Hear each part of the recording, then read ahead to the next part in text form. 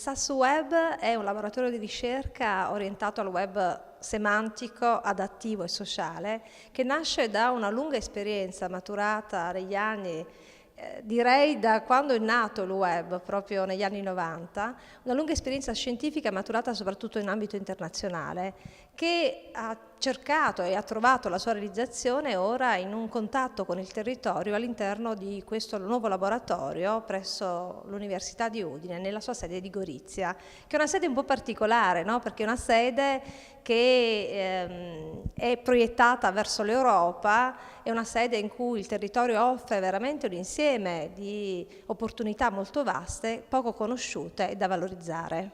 Il nostro laboratorio si chiama SAS-Web. SAS-Web racchiude insieme 3 concetti molto importanti del web odierno. Partiamo dal sociale, che forse è quello più conosciuto. Il web sociale è il web 2.0, quello che ormai tutti quanti utilizziamo in maniera più o meno evidente e più forte. È il web di Facebook, di YouTube, il web di Wikipedia, dei blog e così via. Ed è quello che ci coinvolge in maniera attiva nell'inserire nuovi contenuti in rete, nel comunicarli, nel condividerli, nell'esprimere le nostre preferenze e opinioni. Quindi formiamo noi stessi questa parte di web. Il secondo punto, l'adattività, è uno dei temi di ricerca di cui mi sono occupata fin dall'inizio, diciamo, del mio percorso universitario, perché adattare il comportamento di un sistema, di un'applicazione a un utente è molto importante, perché significa riuscire a comprendere quali sono le sue preferenze, quali sono i suoi gusti, quali sono le sue necessità e quindi significa dargli delle informazioni mirate in funzione di quello che cerca. Attualmente adattività significa anche ubiquità, quindi seguire un utente che magari ha un tablet, uno smartphone o strumenti insomma, con cui riesce a muoversi, seguirlo nel suo percorso magari di visita all'interno di una città e suggerirgli in funzione della sua posizione anche quello che magari gli potrebbe tornare più utile. L'aspetto della semantica invece è l'aspetto che va un po' più oltre, va un po' più verso il futuro. Quello, per capire, proviamo a fare un esempio. Se guardiamo alle pagine del web, troviamo un insieme di informazione esagerata. Da soli non riusciamo a navigare nel web e a ritrovare tutto quello che ci serve. Ci aiutiamo con motori di ricerca. Però i motori di ricerca guardano all'occorrenza delle parole che ci sono all'interno dei documenti, dei testi, senza guardare al significato. Se noi guardiamo una pagina web invece riusciamo a cogliere il significato, capiamo il ruolo dei singoli elementi di quella pagina. Ebbene, noi vorremmo che questo ruolo fosse capito anche dalle macchine, quindi che la semantica fosse propria delle pagine web, in modo tale che le macchine riuscissero a comprendere ed aiutarci nelle ricerche che noi facciamo.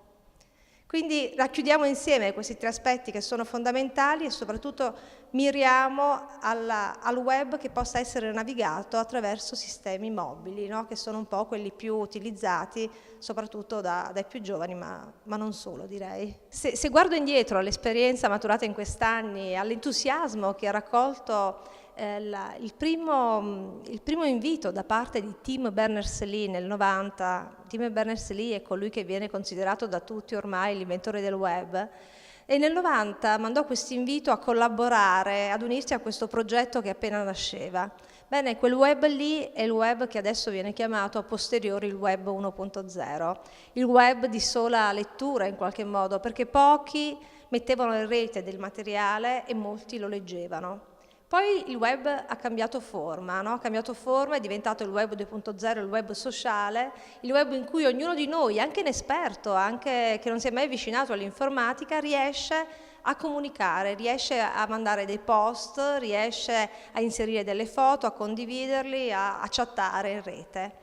Poi il passo successivo, il web 3.0, il web semantico, in cui, come dicevo prima, si incomincia ad inserire una semantica in modo tale che gli stessi computer possano cogliere il significato delle nostre richieste su rete.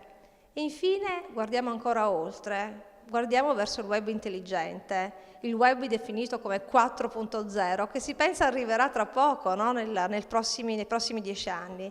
È il web in cui agenti intelligenti ci seguono nei nostri percorsi, nella nostra vita, aiutandoci anche nelle mansioni più semplici. Alcuni progetti di grande interesse per noi sono dei progetti che ci vedono come partner del Comune di Gorizia, che vede lo stesso Comune di Gorizia anche come sostenitore di queste iniziative, insieme alla Carigo, che è la Fondazione Cassa di Risparmio, insieme alla Consunigo, che è il Consorzio Interuniversitario. Sono progetti mirati a valorizzare la città di Gorizia e a attrarre il turismo. Uno di questi è Tugo 2.0, che si propone di sviluppare una sorta di censimento, diremmo, di tutti quanti i beni che possono essere di interesse per il comune cittadino, ma anche per il più esperto, non solo per il turista, ma anche per lo stesso goriziano, che tante volte conosce magari anche meno, no, di chi viene da fuori il proprio territorio. E quindi gli forniamo un'applicazione adattiva, sociale, semantica, in cui è possibile visitare questi vari elementi culturali, andare ad apprezzare la qualità e poi in maniera ubiqua anche seguire dei percorsi all'interno della città. Un secondo progetto è Strutture storiche di Gorizia online.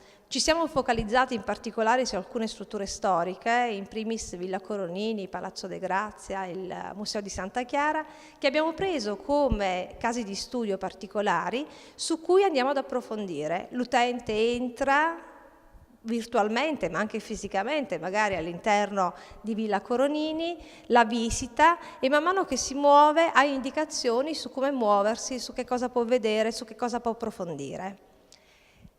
Questa collaborazione ci ha portato poi anche a essere partner del Comune di Gorizia in un progetto molto importante che speriamo verrà tra poco approvato, che è il PISUS Let's Go Gorizia, in cui il nostro obiettivo è quello di estendere e potenziare l'applicazione Let's Go che già è disponibile, andando a vederne i limiti e andando ad aumentarne le possibilità, soprattutto dando la possibilità ai singoli utenti di poter partecipare in maniera attiva e di poter condividere i propri percorsi, le proprie preferenze, i propri contenuti. Altro campo estremamente importante per noi è l'editoria elettronica. Abbiamo collaborato col Centro Studi Amidei su un loro progetto che è eScript, in particolare su una sceneggiatura dell'inizio del 1900. La sceneggiatura è la Napoleoncina di Lucio D'Ambra e pensate che questa sceneggiatura è stata scritta su dei fogli di carta velina che sono conservati proprio qui in questa sede. Ebbene, abbiamo acquisito questo materiale, abbiamo creato un ebook.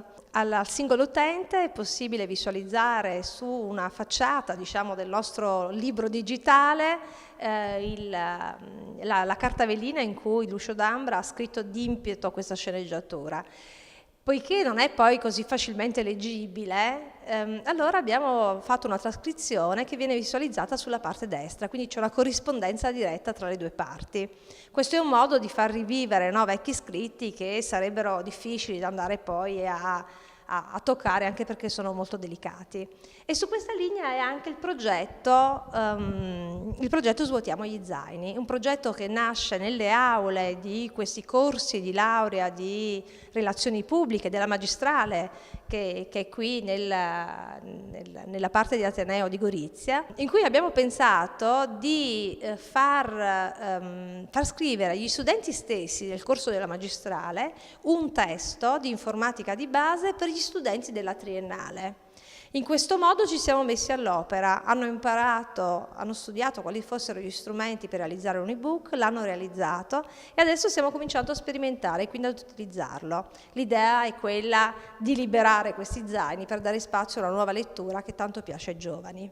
Infine, ma non da ultimo, ci stiamo occupando, in collaborazione con il resto dell'Ateneo, ci stiamo occupando di realizzare un portale nuovo per la sede dell'Università di Udine a Gorizia, quindi per il CEGO. Stiamo lavorando in questa direzione per soddisfare le esigenze degli studenti e perché questo portale possa diventare un punto di attrattività per tutti coloro che vogliono venire a studiare qui a Gorizia, quindi non solamente proprio l'università, ma anche il resto della città che viene descritta attraverso i suoi eventi, attraverso le sue bellezze e la sua attrattività.